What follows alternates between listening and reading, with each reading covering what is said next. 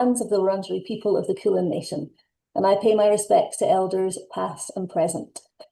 My name is Kate Dundas, and I am the Executive Director at the UN Global Compact Network here in Australia. Okay, before we start today's session, where you'll get to hear about our plans for the year, just a little bit of housekeeping. Firstly, the chat function.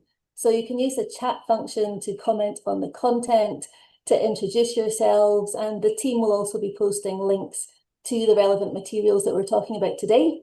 If you have any questions, please use the Q&A function, which is different from the chat function. The team will be moderating this in the background and we'll be answering your questions as we go, and we'll come to Q&A at the end as well. If you require any technical support, please just pop a message there into the chat function. So today's agenda, you'll hear from me for a couple of minutes for some introductions, and then we'll hand over to our fantastic work streams, where you'll get a taste of what we've got on the cards for 2026. And then Greta will take you through a little bit more about membership, and then some time after for a Q&A. So please meet the team. I feel extremely lucky to have such an amazing team to work with every day. We are 14 staff currently with expertise across all of the technical elements of the 10 principles of the UN Global Compact, and also stakeholder engagement, marketing, communications, operations, and data analysis. And you'll be hearing from many of them today. So this year we celebrate a significant milestone. It's the 15th anniversary of the UN Global Compact Network in Australia. And as we step into 2026, one message is becoming increasingly clear. Responsible business is resilient business, and sustainability isn't a nice to have. It's now a core driver of innovation, risk management, and long-term value. In a period of geopolitical tension and economic uncertainty, principled leadership from business is absolutely essential as a stabilizing force. And more we're looking towards business for that stabilization. 2025 marked a major milestone for us, 80 years of the United Nations and 25 years of the UN Global Compact internationally. Companies across our network demonstrated consistent leadership, advancing climate action, strengthening anti-corruption frameworks, and reinforcing responsible conduct as the foundation for long-term growth. The UN Global Compact itself continued to grow, expanding our country networks and anchoring global ambition and local action across more than 160 countries. And more we see that being important, really understanding the local market. The next phase of the UN Global Compact builds on experience working with 23,000 companies globally. It reflects what we've learned, that sustainability and business performance are not only compatible, but they're inseparable. For this, the potential to be realised at scale, the systems around business also must change. And we want to leverage our unique role and position to bring the most value and impact at the intersection of what the world needs and our unique strengths as an initiative. Up to now, our role at the UN Global Compact has largely been about uniting business, bringing companies together under a shared commitment to responsible practices and aggregating their impact. And that foundation, of course, remains important. As we know, the world has significantly changed since 2020, and to meet this moment, we're evolving our approach. We're shifting from uniting business under shared principles to mobilising business.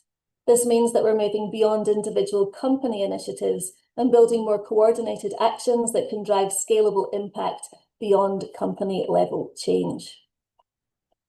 Looking ahead to 2026, our strategy from 2026 to 2030 focuses on equipping companies with practical tools, catalysing collective action, and demonstrating the business value of responsible leadership. What's different now is how we help you deliver. Through the UN Global Compact Network Australia, you access knowledge, networks, and opportunities that reduce risk, protect reputation, build resilience, and unlock commercial value, backed by the UN's global reach and locally relevant guidelines for Australian boardrooms. Practically, that means time-saving briefs, templates, and tools, peer communities and working groups across environment, climate change, human rights and sustainability governance. And the UN Global Compact's Academy, that's over 100 on-demand modules that you can embed into your learning and development so teams can move from intent to credible delivery.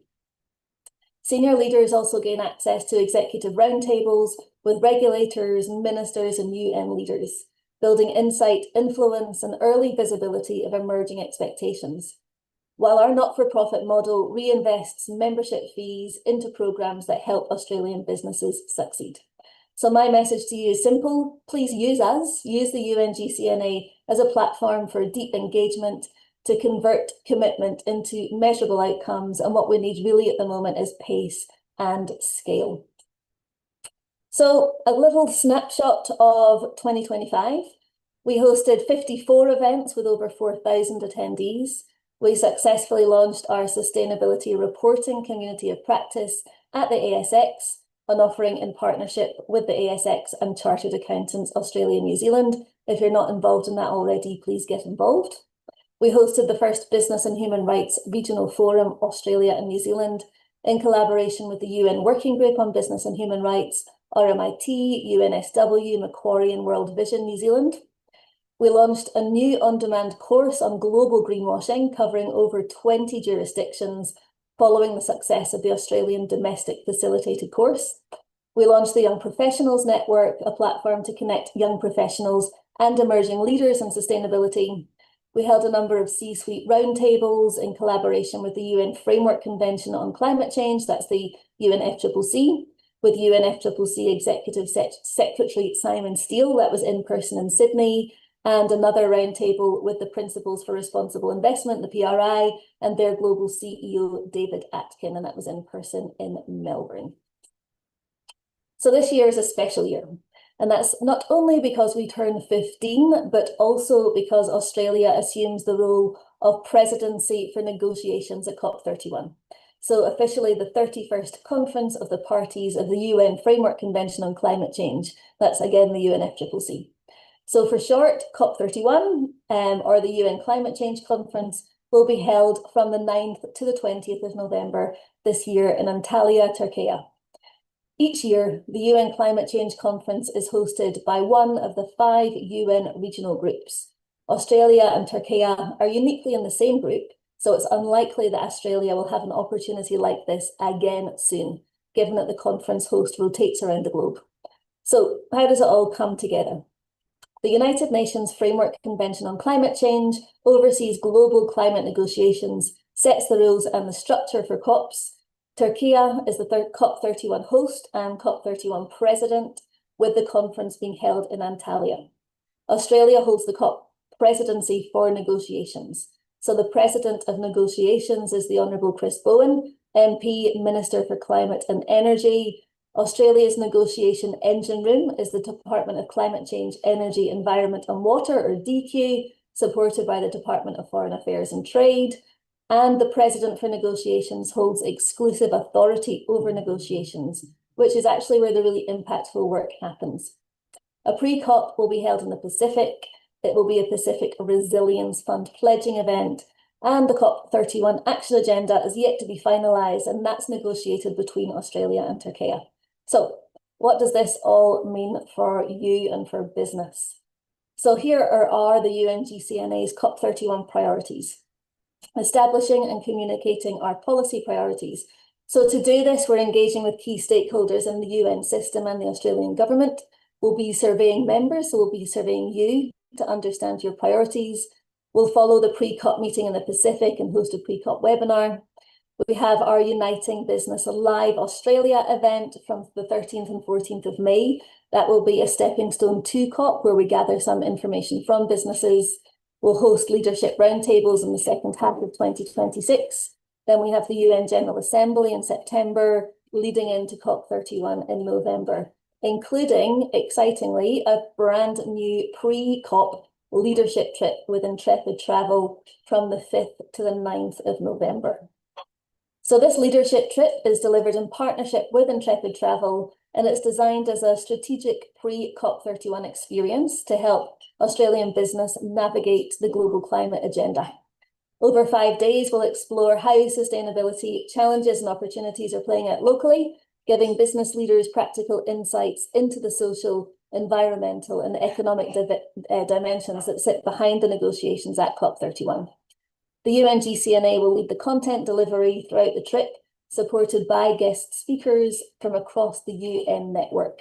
Our workshop and site visits are curated to spark discussions relevant to corporate strategy and how businesses can engage with COP31 in the days following the trip. The trip provides structured opportunities to build relationships with peers travelling with you, creating a network of Australian leaders who will be engaging in COP31 agenda together. Our aim is to give you the knowledge, the connections, and the platform to have a truly meaningful and impactful COP31 experience, shaping how Australian businesses show up at COP31 and, of course, beyond. So there's not many places available. If you are interested, the QR code on the screen will allow you to register your interest today. Okay, that's all from me for the moment. So I'm going to pass over to Julia Burke, our Senior Coordinator for Programmes. Thank you, Kate, and thank you everyone for joining us here today as well. So the programmatic offering of the UN Global Compact Network Australia covers the following 3 work streams on the next slide: environment and climate change, business and human rights, and sustainability governance, respectively the E, S, and G. You might be wondering how we decide what to focus on each year. For this, we look at global trends, UN frameworks, as well as emerging legislation. We also look to the horizon to spot emerging issues to ensure we can prepare our participants for what's next. One of the most important things we also do is talk to our participants to hear what is on your mind, any pain points, challenges, but also opportunities and achievements. The next slide outlines the key global offerings which the UN Global Compact is engaged with in 2026. The timeline shows a combination of both UN flagship events as well as UN Global Compact events.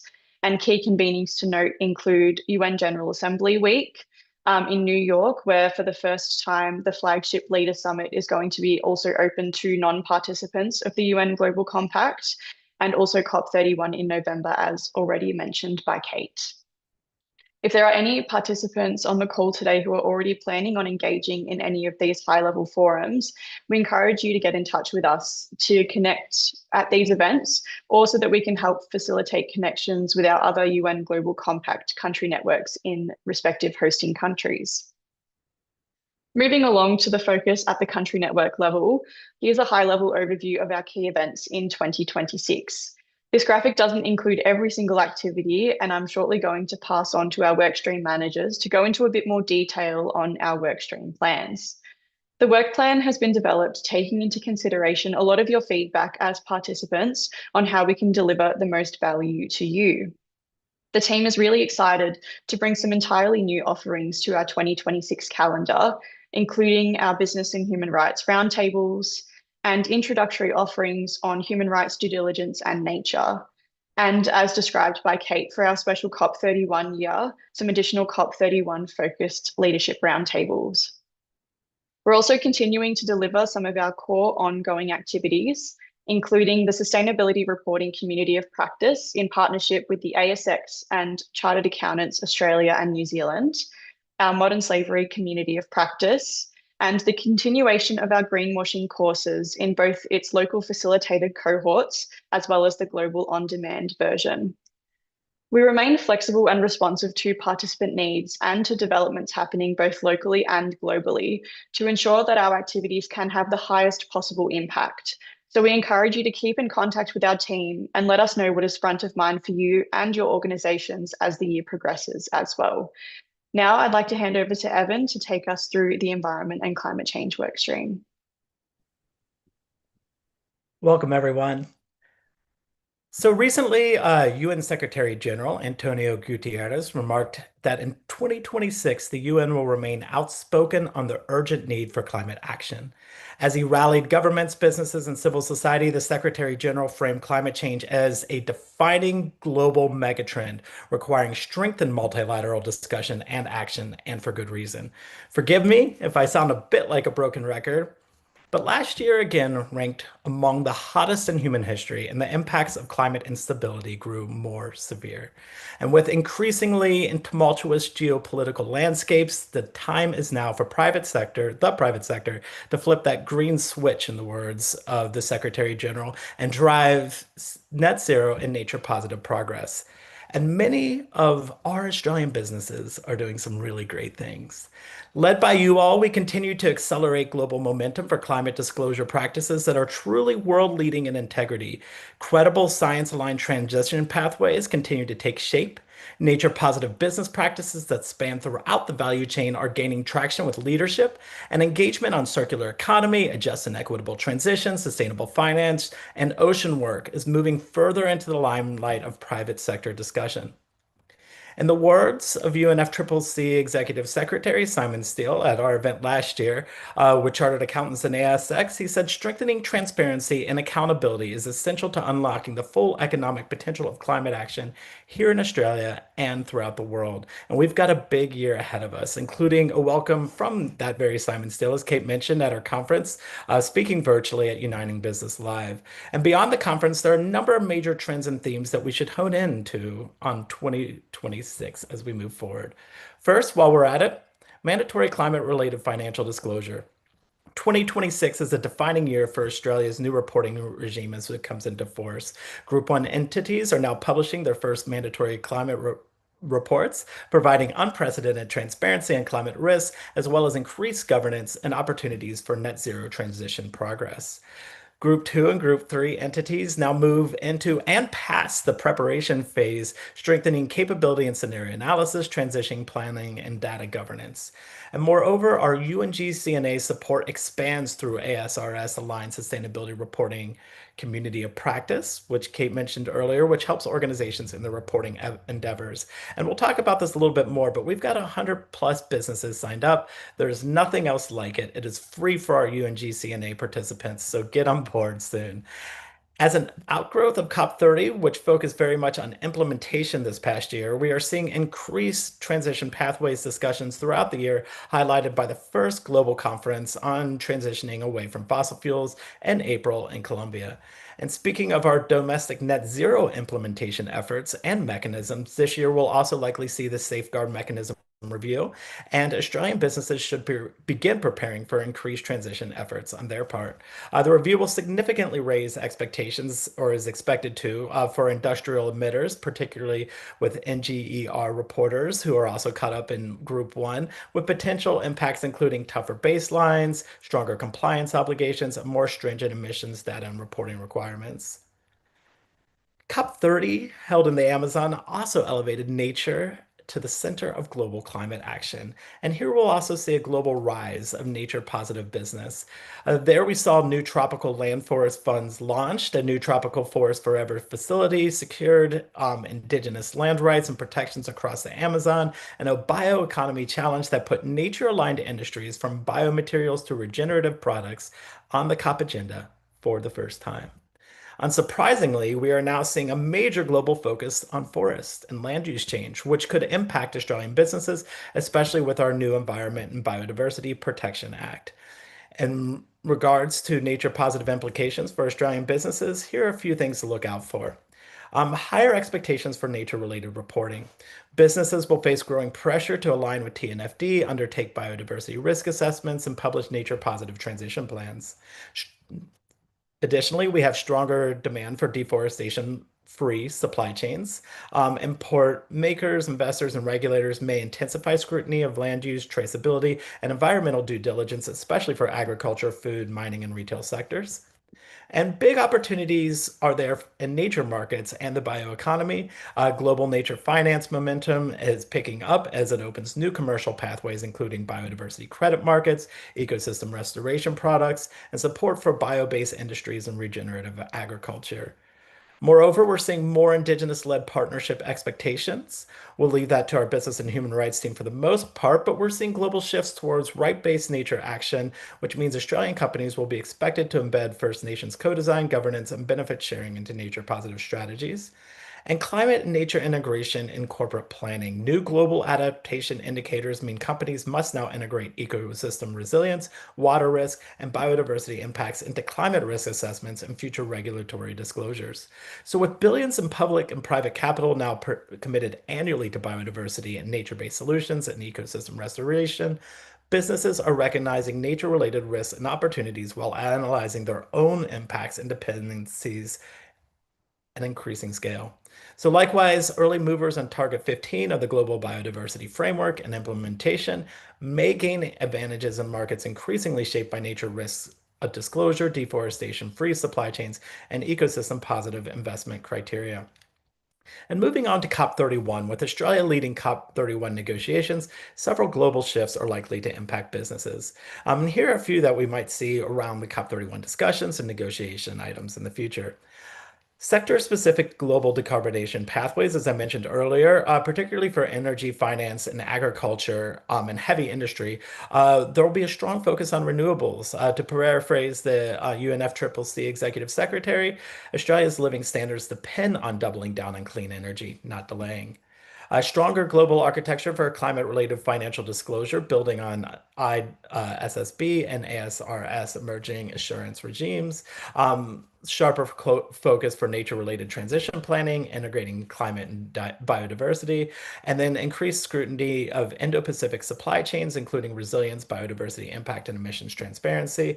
And finally, outcomes related to circular economy and waste reduction, which Turkey has already indicated that they would like to be a priority, alongside increased funding for adaptation efforts in the Pacific. So let's dive into our programming on the next slide. This is a moment for Australian businesses to demonstrate leadership. We at the UNGCNA aim to support you and support a strong private sector for Australian delegation at COP31, specifically championing both nature positive and net zero solutions on the global stage, while we also work with leading businesses on finance, circular economy, just transition, and our ocean efforts. In regards to addressing some of our emerging reporting challenges, you'll notice there our sustainability reporting community of practice. We will double down on support for evolving corporate sustainability requirements with programming that supports efforts in alignment with our global standard setting bodies. We will also expand course training to support natural capital assessment and TNFD aligned reporting alongside our nature positive events, government engagement, and roundtables. We'll also continue to support practical pathways for meeting Australia's global biodiversity framework commitments, and we'll keep you connected with global movements, including with COP31 as our government leads climate negotiations in Antalya, Turkey. So here are a few highlights. Please join our sustainability reporting community practice. We've got 100 plus corporations in there with much more to join this year, especially in that group 2 space. It's free. We've got some great sessions coming up on structuring the sustainability report and scenario analysis as we ride full steam into 2026. And if you're working through your transition efforts, we've got a revamped Climate Ambition Accelerator this year, supported by a brand new partnership with ERM. It takes you through a 6-month experience in setting science-based targets for your organizations. If you're looking to set a science-based target or build or rebuild that capacity within your team, check out the link and sign up. We'll also have lots on offer for COP31, as we mentioned a few times, including C-suite leadership roundtables, updates on COP31 before the event, and a focus on COP31 at our conference alongside our other engagements. More than anything else, we want to bring the actual voice of business, not just peak body or special interest groups. We want you, the global and domestic people who are making decisions that concern climate action and nature positive progress in the private sector, to come through. We want your voices to stay in touch, and we will get you engaged. And finally, we will be expanding our nature offerings within discussions as part of our aforementioned sustainability reporting community of practice, as well as providing some introductory work on natural capital accounting and reporting for nature and biodiversity. And the words of our Assistant Secretary General, Sanda Ojiambo, as we move deeper into 2026, climate action is not an expense, it is an investment in our most valuable asset, a livable future. Indeed, it is time to flip that green switch, drive net zero, and nature positive business, because there is no better time to transform our domestic and global economy. Thanks, everyone. I'll hand it over to Katie. Thank you, everyone. Thank you, Evan, and hello, everyone. I really hope you've all had a positive start to 2026, and I know many of you have really hit the ground running this year. It's really good to have this opportunity to share some observations about the business and human rights landscape and then talk through for you what that means for our activities and offerings this year. Let's begin with the regulatory landscape. We spent a fair bit of time last year talking about the evolution of the business and human rights legal landscape, including, in particular, the EU's process to simplify sustainability reporting and due diligence requirements, which concluded at the end of last year. Did we land where we hoped to on that? No, we didn't. And there were some real losses in that process. But the core components of a risk-based approach to due diligence, grounded in international standards, have been preserved. And these lay a foundation for the regulatory developments we're going to see here and globally this year and going forwards. Starting at home, we know many of you have been engaged with the Australian government's current consultation on strengthening the Modern Slavery Act, which will conclude later this week.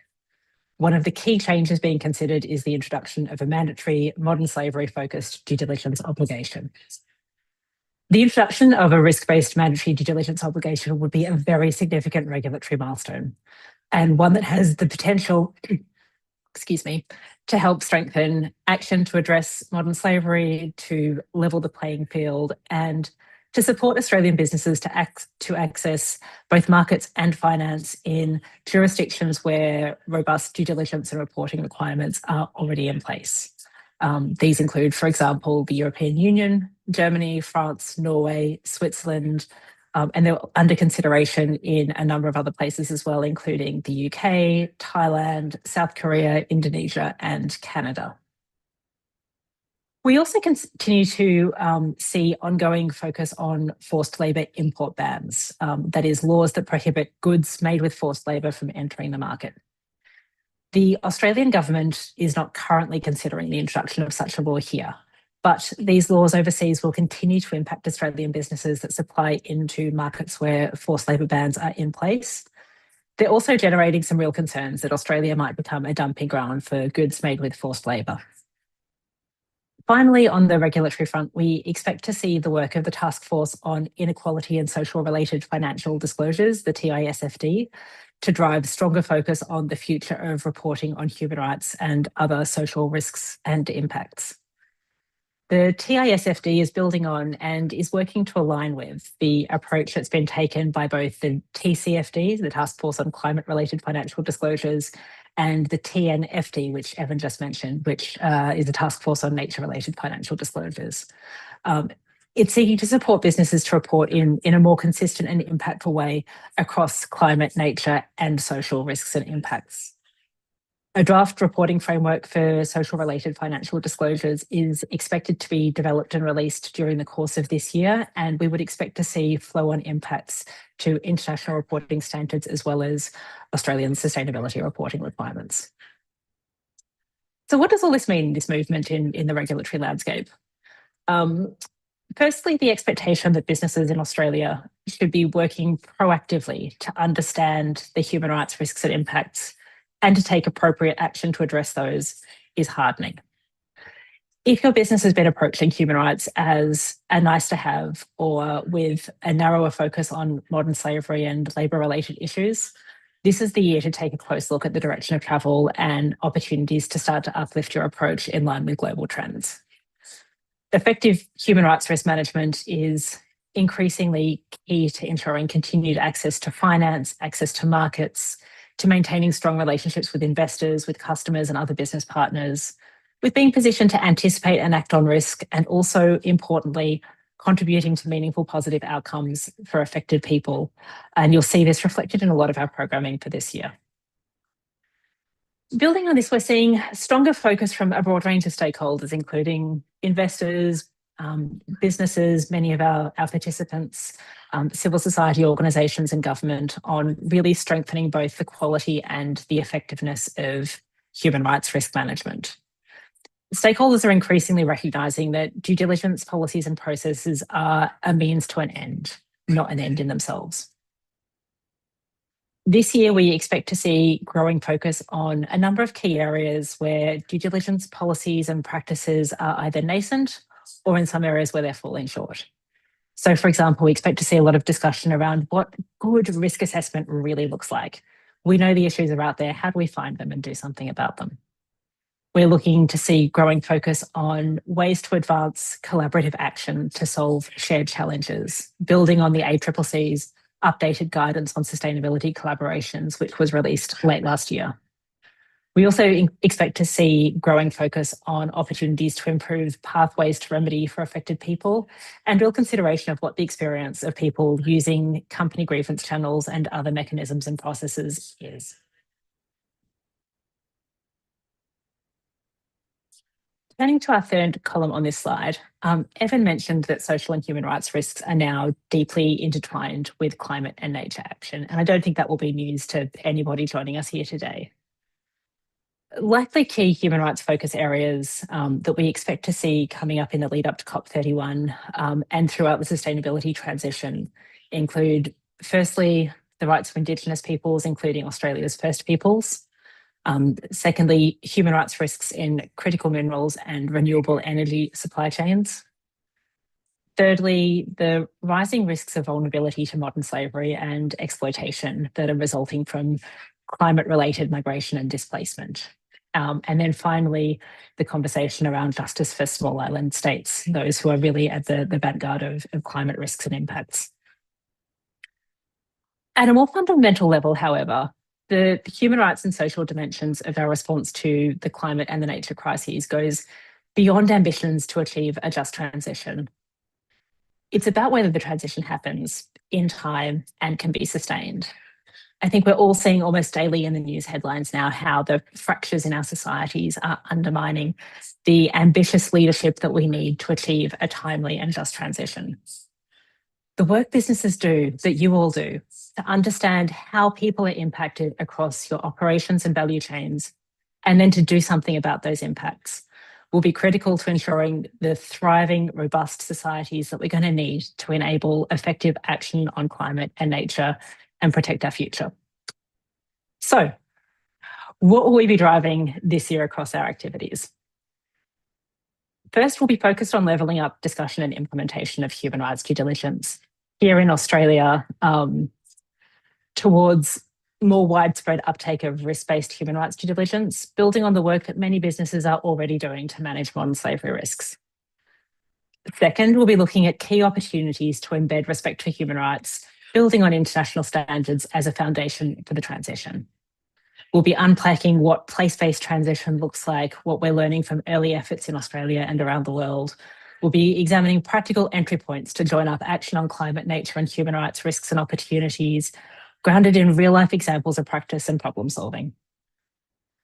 We'll be paying attention to our role in transforming relationships with Australia's First Peoples and what that means for Australian businesses, recognising that we all live and work on stolen land and that the truth and treaty processes underway here in Victoria and under consideration in other states are rapidly maturing the expectations of all of us, as well as the demands of the policy landscape. And then finally, we'll be looking critically at the growing presence of AI in how we live and work, and unpacking both the human rights risks associated with AI development and use, and also the ways in which AI tools can support more effective and efficient human rights risk management. Those four thematic objectives will be reflected across the activities that you can see on the slide here. So we've been actively involved in the consultation on strengthening the Modern Slavery Act, which will conclude this week, and we will continue to support all of our participants in staying up to date and engaging with the next steps in that process. Our Modern Slavery Community of Practice will continue with a mix of shorter and more in-depth peer learning sessions, as well as an in-person gathering in May. For those of you involved in our MSCOP, we'll be sharing some details of that shortly. We have two new offerings on human rights due diligence this year. We're introducing an introductory series which is targeted at professionals from various functions: legal, risk, compliance, procurement, finance, human resources, who are increasingly being drawn into their organisation's human rights risk management and want to better understand what human rights due diligence is and how they can support it. We're also launching an advanced human rights due diligence working group to create a new space that supports practical peer learning amongst practitioners who already have significant experience managing human rights risks and want to continue to level up their work and have business-to-business conversations about the more challenging aspects of it. We're planning 2 half-day in-person roundtables, which will likely focus on strengthening pathways to remedy in operations and supply chains, as well as managing human rights risks in critical mineral supply chains. Our unique business and human rights dialogue will take place again in Melbourne towards the end of October this year. Given that it's placed in the lead up to COP31, look out for a significant and very practical focus on human rights and social risk management in the transition, as well as a deep dive into all things human rights and AI. Finally, we'll be continuing our work to support the Darra Yellen Remembering Country initiative, including by delivering at least one business workshop on the East Coast, building on the successful pilot workshop in Perth last year. I'll hand over to Dan now to talk through what's on the horizon for the Sustainability Governance workstream, but if you'd like to discuss our business and human rights activities in more detail, please don't hesitate to reach out for a chat. Great. Thanks, Katie. Good morning, good afternoon, good evening, everyone, wherever you happen to be. I'll also start by exploring some overarching themes and trends we're seeing from the Sustainability Governance workstream. And I'm just noting that coming towards the end of the batting order, I'm now under a little time pressure, so forgive me for a slightly accelerated tour of our workstream. So the first theme we set out here is the C-suite crunch. This is really a reflection on some demands, high demands on leadership bandwidth. Unfortunately, as everyone's aware, disruption is the new norm, and that's really been underscored in recent days by the war in Iran and the expansion of hostilities throughout the whole Middle East. So energy supplies, travel restrictions, economic uncertainties go with that. We've heard about conflict. We heard from Prime Minister Carney about the rupturing of the post-war international legal environment. We're seeing the rapid acceleration of AI. So we're certainly operating in a fluid and less predictable environment. So leadership, both in business and governments, they're increasingly focusing time and energy on these immediate challenges and disruptions, particularly to supply chains for businesses. So this leaves a bit less space for a discrete focus on sustainability by C-suite and boards. We're hearing loud and clear. So while ESG issues may not have that same sense of immediate urgency, big conversation there, the need for sufficient planning and investments to avoid future loss does not go away. So one of the themes we're seeing is some businesses are reframing ESG considerations as part of long-term resilience planning to keep the focus on with some strong leadership attention there. So a second theme is that we've seen a spike in governance misconduct, and it's really illustrated that governance is at the front line of regulatory risk. Regulators and courts are increasingly probing governance practices as part of their inquiries. I think the ACCR and Santos decision that came out of the federal court on the 23rd of Feb, it explored detailed evidence of governance practices when really getting to the bottom of the allegations, which were ultimately dismissed in that case. ASIC also had a case launched against Fiducian late last year, which draws a broader causal link between governance shortcomings and greenwashing as well, including allegations about breaches of responsible entity duties. Again, late last month, ASIC released a range of data showing an increase in reports of misconduct, 28% increase in misconduct reports, and of that, 40% corporate governance issues. ASIC Deputy Chair Sarah Court said that the data underscores ASIC's enforcement priorities, which include tackling governance and directors' duties failures, reaffirming that stronger governance remains a top priority for ASIC. And as you probably picked up, Sarah Court shortly takes over from Joe Longo as the chair of ASIC. So that posture will continue. Also want to mention that the Australian Federal Police established Task Force Solaris late last year. So we'll likely see an increased focus on foreign bribery related investigations and enforcement in years to come. I think it's fair to say that the AFP are keen to see businesses implementing the new adequate procedures guidelines that were issued by the Attorney General's Department that year, really encouraging good governance practices to prevent the need for enforcement. All right, and the third theme for the year, we're talking about information integrity. Unsurprisingly to all of you, sustainability narratives are increasingly being examined with a level of rigor that's approaching that historically we've seen for financial reporting. Again, the ACCR and Santos decision, 350 odd pages, really getting into a detailed examination of processes, internal knowledge, and the information and data that underpinned the statements there. Evan talked about the Group 1 sustainability reports starting to roll out this year, and we know those will be closely reviewed. With the modified liability settings applying initially, ASIC will be focused on those, and they've promised to take a proportionate response in reviewing the information disclosed in those. I think it's really interesting that we've seen an initial focus on climate claims against various organizations, expanding out now to claims about statements about nature.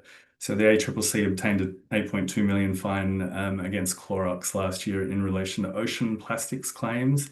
And interestingly, just yesterday, the Australian National Contact Point for Responsible Business Conduct, otherwise known as the NCP, published a statement confirming it's accepted a complaint relating to nature around the impacts of farmed salmon on biodiversity in Macquarie Harbour. So that moves to dispute resolution now. Katie touched on AI. AI obviously will have broad impacts across all of our organizations in the way we do business, the improvements, the risks, the challenges, and the need for strong governance and oversight.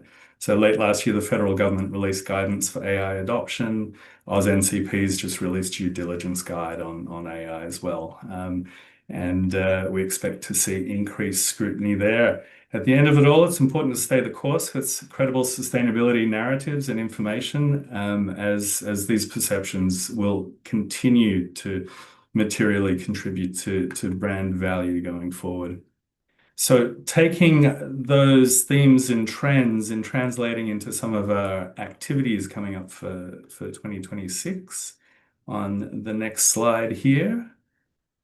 So, all right. Yeah, we've talked a bit about the greenwashing course, one of my favorite pieces here. So we've done a bit of an uplift in the content in relation to the corporate governance side and really working to break down internal silos and bringing together the right knowledge in an org to develop credible ESG narratives.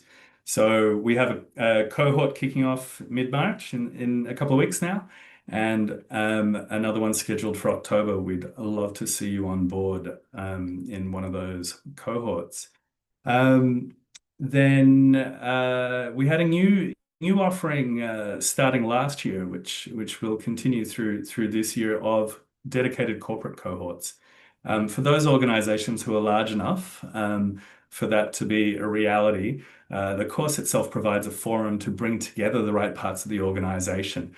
It really achieves improved understanding, awareness, and governance around developing ESG narratives. So that is now an option that we saw some great results with. And then, as Kate mentioned, we put the finishing touches on a global greenwashing course rolling out now, covering legal frameworks from more than 20 jurisdictions and growing. And that's available immediately if your organization operates in multiple jurisdictions, you have colleagues sitting offshore. This may be a very helpful option to have. It's not facilitated, but the upside of that is that you can do it entirely on your own schedule. All right, responsible business conduct. So we'll continue to engage with the PP that I mentioned just before. I think it's worth noting that the OECD guidelines hit their 50th anniversary this year, so there'll be some events to mark that occasion and explore how those MNE guidelines have shaped business globally in alignment with the Global Compact's 10 principles. They're similarly to the consultation that we heard about from Katie.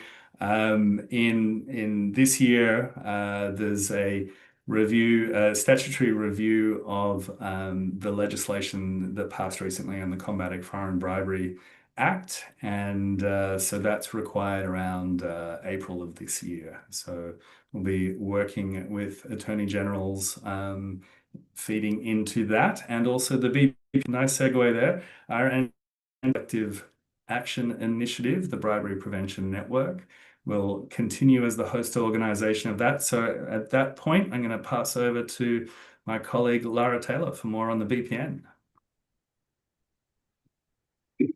Thank you, Dan. So the Bribery Prevention Network exists to support Australian businesses, particularly to prevent, detect and address bribery risk in a practical and proportionate way. So we could just go to the next slide. Wonderful. So we're a partnership between government stakeholders such as the Attorney General's Department and the Australian Federal Police, as well as banking, mining, professional services and civil society. And we work together to provide reliable information to the business community. So you'll find resources such as our step-by-step implementation guide, the ABCs for SMEs, and our C-Suite video series, which highlights what you need to know in 5 short videos, as well as continued information sharing on the Combating Foreign Bribery Act review and the adequate procedures, as mentioned by Dan just before. We'll also be delivering a program of events with our first webinar coming up this Thursday. So to support Australian businesses in understanding what foreign bribery risk looks like in practice, the International Foreign Bribery Task Force, which is a collaboration of agencies in Australia, the US, UK, Canada, and New Zealand, they released its indicators of foreign bribery guidance. So join our webinar to hear from the coordinator of Task Force Solaris at the Australian Federal Police and the manager of detection and prevention at the Serious Fraud Office in New Zealand on the indicators themselves, but also how they translate into practical applications for Australian businesses. So I encourage you to register via the QR code on the slide or in the link in the chat. And while you're at it, stay up to date by subscribing to our quarterly bulletin, which goes out this month, and find us on LinkedIn and Instagram, where you'll see all of our up and coming events and new resources for your ABC needs. I'm going to pass to Greta now to talk through UNGCNA membership. Thanks, Lara, and hi, everyone. Let's start with an overview of our membership demographics. We reached 392 participants and welcomed 66 joiners in 2025. We also had 4 rejoiners return to the initiative last year. Our membership continues to be almost balanced when it comes to corporations and small to medium enterprises, SMEs, so it's about 50-50. We also work with 35 non-business participants, which are universities, associations, and not-for-profits. 86 of our participants are listed on the ASX, with 70 on the ASX 500 and 15 on the ASX 50. We continue to work on expanding our reach of more staff within our member organizations. That is to engage both more broadly as well as more deeply across departments such as marketing, procurement, legal, risk, finance, HR, and training and development. As you've seen again today, all staff can participate in the UNGCNA's activities. Farah and I are happy to hold presentations for your team to bring more colleagues up to date. You are probably also aware of our open house webinars, which are a very good opportunity for better understanding the many pathways for engagement, learning, and amplification of thought leadership. So with our offering geared towards multiple communities, from young professionals to technical experts and the C-suite, please add your colleagues to your dashboard or send us the details of your team. Next slide, please. And a little bit more info about the 2025 participant survey. A bit of background.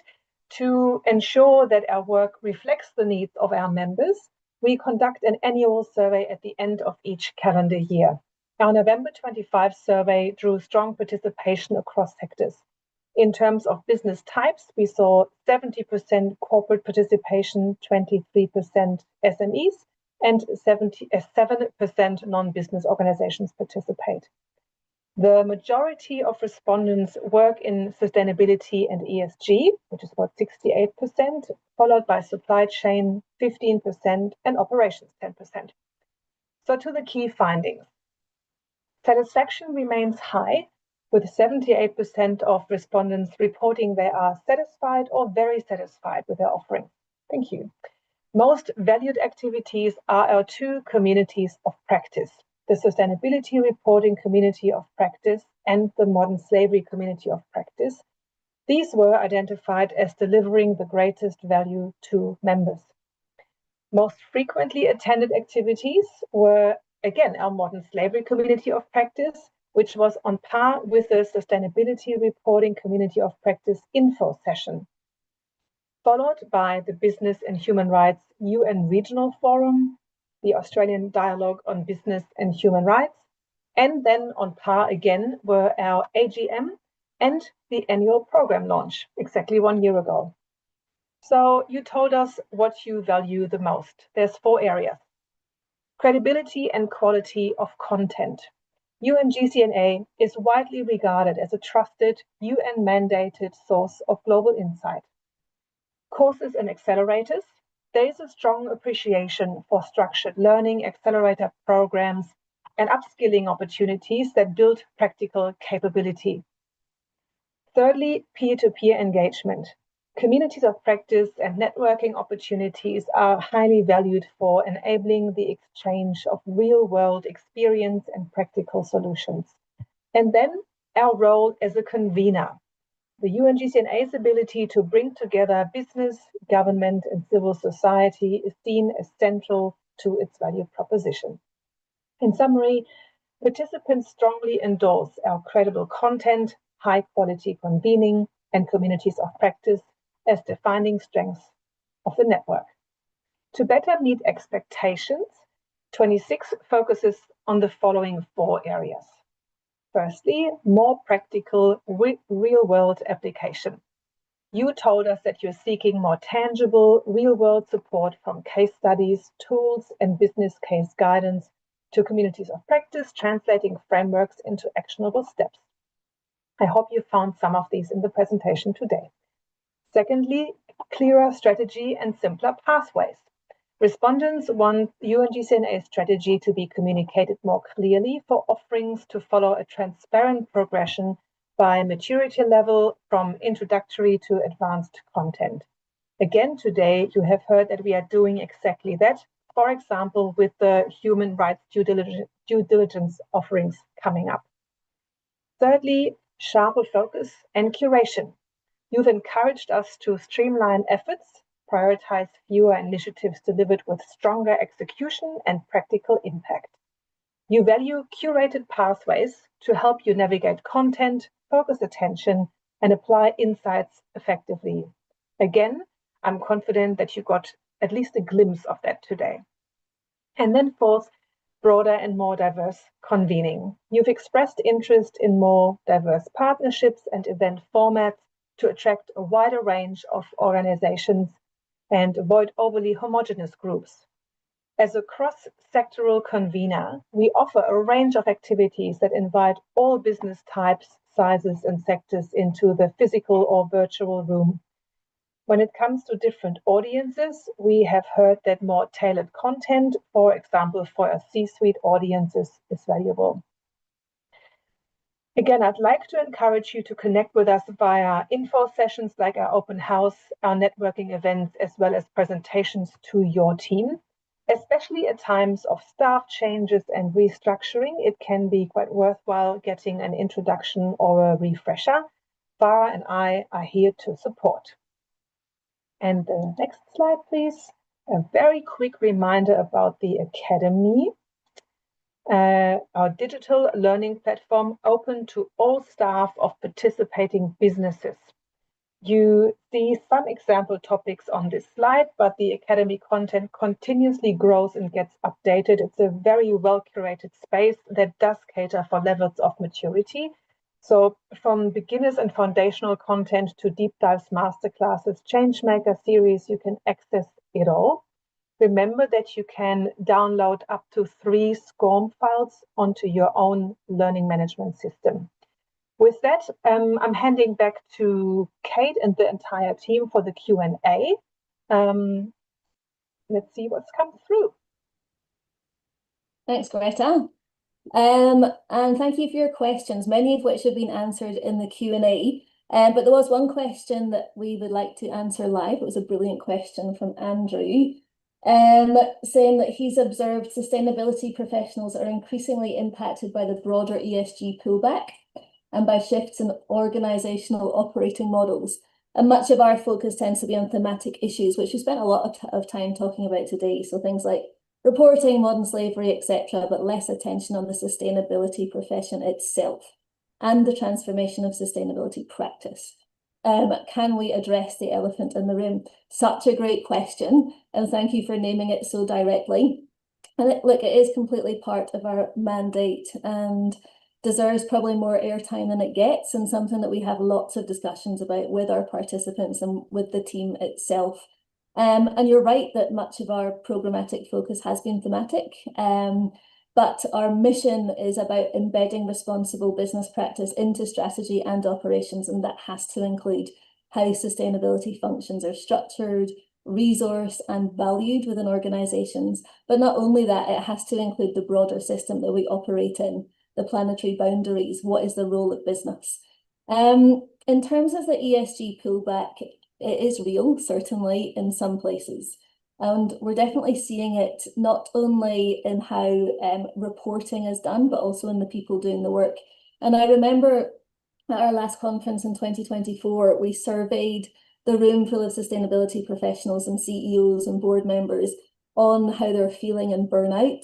And a lot of the profession is extremely tired and on the edge of burnout. So there really has to be some focus on us as ourselves and our inner framework, for want of a better word, and how we deal with the challenges that we're trying to solve, the systemic challenges.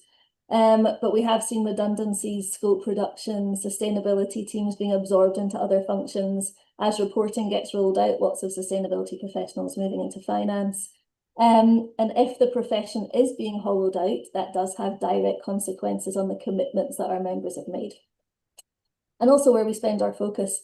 And I think you may have been referring to the UK Network's work. They're hosting a webinar series looking at how business leads in systems change. So briefing business leaders on science, on the narratives of Earth systems tipping points, and then on the implications of underestimating them within corporate climate risk assessments. So what we will do immediately is share the work of the UK Network and think more about how we engage in that systems change narrative and what we can do to support not just the business case, but also the systems in which business operates in order to secure the resilience that we need for the future. So after that ramble, to answer your question directly, yes, it's within our mandate. Yes, we're watching this space, and yes, we should be doing more. And if there's anyone out there who'd like to talk about it or partner on both the individual resilience aspects of sustainability, but also the broader systems change that we're trying to create, then please reach out for a chat. Any other questions in the Q&A area that we've not answered? Let me have a look.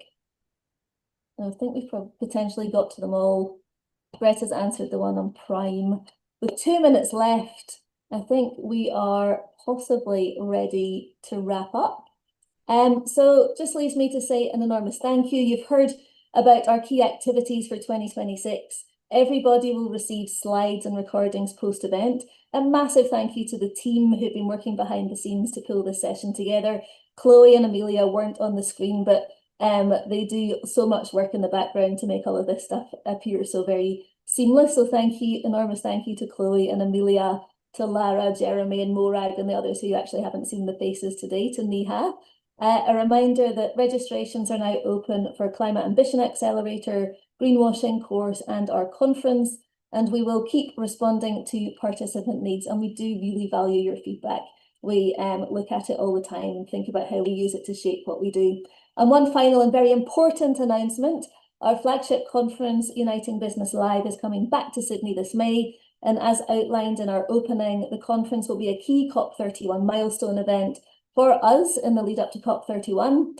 The event this year will feature international addresses, keynote speeches, fireside chats, deep dive discussions, and we aim to bring Australia and the world's leading voices in climate and nature risks, First Nations engagement, climate governance, ESG reporting, supply chains, sustainable business transformation, but we are also tackling systems change. We're tackling the types of leader that you need to be to create this change. So we are looking more broadly than the thematic areas. Standard rates are available until the end of March before late pricing comes into effect. So get involved, get your tickets. I look forward to seeing many of you there. If you're interested in learning more or being contacted by our team, please scan this QR code. It will also take you to a very brief feedback survey, and please do keep giving us feedback. And we would be grateful to let you know what you thought about today's presentation, because we want to hear from you and give you what you need and what you want. So an enormous thank you so much for spending an hour with us. And I look forward to seeing many of you in person over the year. And please reach out anytime you like. Thank you so much for your time.